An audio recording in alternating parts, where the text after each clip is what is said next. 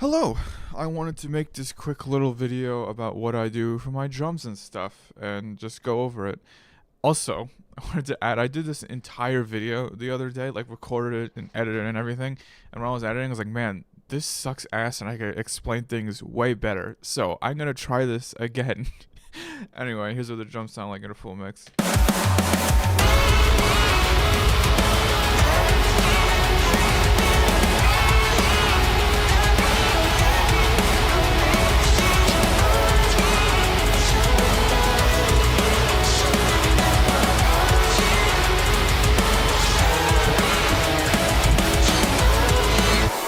So, what's going on here? Let's get into it. So here's my single chain. Right here we have Mar Massive 2, Alice DSP Replacer, which is for one-shots and all that, Soothe 2, and then my drum bus, which is Control Hub. Let's go into my one-shots real quick, because it's doing a good chunk of the work. So I have some kick and snares from Lance Prank's one-shots. I have the Ode Home Room Snare, which just helps with like a little bit of the reverb, makes the snare a bit more has a bit more life to it. I don't remember where I got this snare from. I know my friend gave it to me, but I don't know what pack it's from, to be honest. But it adds that ping to it.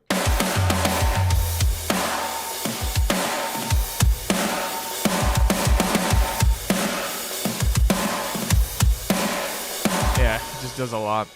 And all of this in general does so much. Here's what it sounds like without all the one shots off.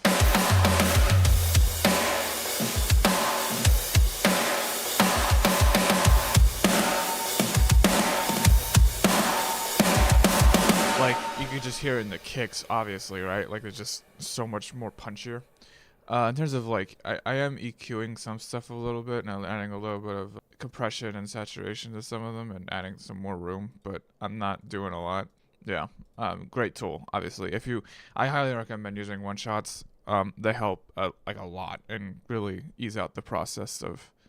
I'm gonna turn this off right now. Ease off the process of mixing drums. Anyway, this is Mar Massive 2.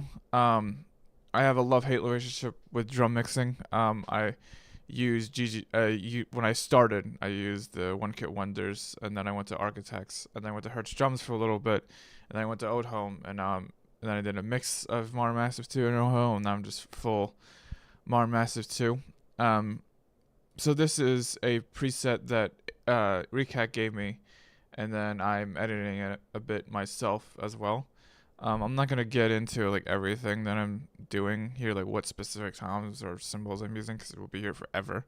The only one thing I will mention, I do change the snare out. Right now it's, but occasionally I'll change out to this.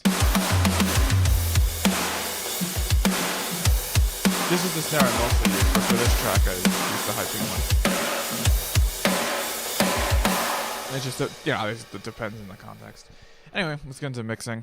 So I mix everything within the plugin, and I'm not routing anything out, which makes life so much easier. I hate routing out drums, and new GGD stuff makes it super easy just to mix everything within the plugin, and it's doing the bulk of the work. So anyway, let's get into it. So master bus, just some compression on it, nothing too crazy, and then a limiter, again, also nothing too crazy.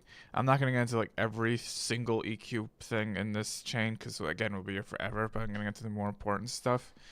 So we have a couple of EQs here, like 24 hertz, like a couple like low pass stuff, nothing too crazy. Same thing here. Again, I'm not the most technical person in the world, so I can't exactly tell you what everything is going on. I just know it sounds good. So I kind of just wing it a lot of the time and just throw shit around. And also keep in mind, some of it is Adrian's doing, some of it's my doing. So just keep that in mind as well. Some compression here. Nothing like insane, You have a little saturator here, which definitely helps with the kick. So that's with everything on. Turn everything on one by one.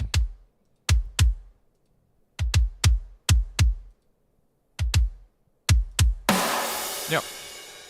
Alright, then in the snare bus, also we have obviously more, EQs and stuff for the separate kick shots. Anyway, so for the snare bus, There's a lot going on here. I'm gonna be so real with you. I have absolutely no idea what the fuck is going on. I just, again, moving stuff around, and again, some of it's my doing, some of it is Recag's doing. So I can't tell you exactly what's going on, but it is doing a lot. More EQ here. Obviously a transient shaper. I feel like that's pretty needed for most snares. Again, but a bit more saturation here. Again, nothing insane. More compression, which is doing a lot here.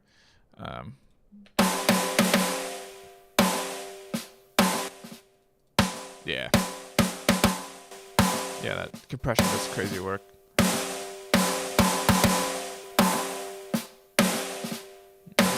Add a bit of high end there.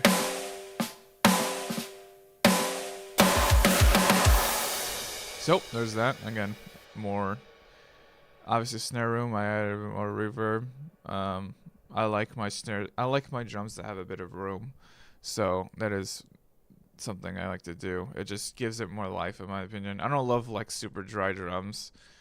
So sometimes I could kind of overdo it, to be honest. But and then for cymbal buses, it's very simple, just a simple EQ right over here. And then the overheads, I have it a bit more because again, I like my cymbals and stuff to have a bit more room and more presence. I added a bit of reverb to the cymbal room too. And then yeah, that's that. Again, sorry if I'm not the most technical person in the world, but we ball. Near Soothe 2, I'm just using this to smooth out the smooth out the cymbals. Jesus. It's kind of hard to tell a difference, but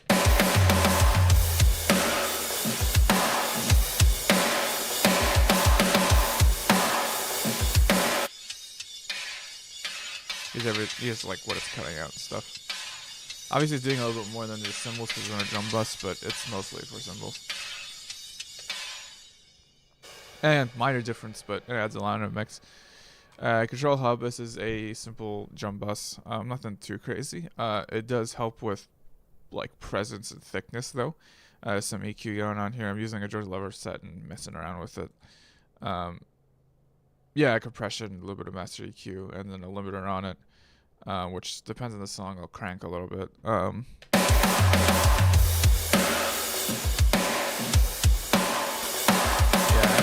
A lot of presence and like brightness, a little bit of thickness too.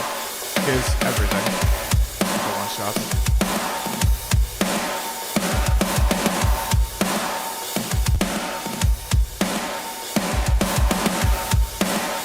So, yeah, that's everything here.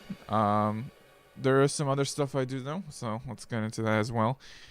Into the guitar bus, I will sidechain the drums to the guitars, and it really, again, also helps with presence. Most people typically do just the kick, or like kick and snare, or like kick and toms. I do everything, and I don't know, that's like the conventional way to do it, but that's how I've always done it.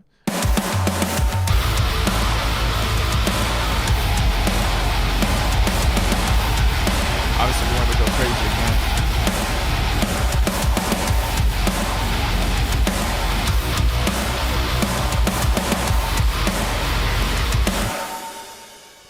Sometimes you could do it with breakdowns. It sounds pretty cool.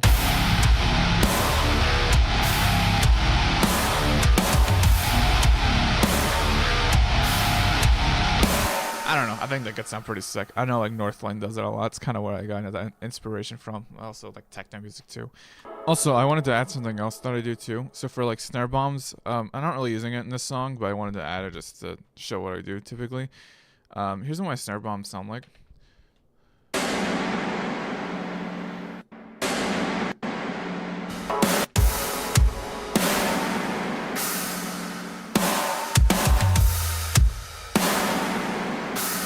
So what I'm actually doing is, this is my bus for it. I'm just adding a bit more reverb because you can never have too much reverb for snare bombs. So where I actually got the snare bomb from, it's a one-shot sample from one of the Humanity's Last Breath Nail the Mix sessions, and I just yoinked it and then I use it.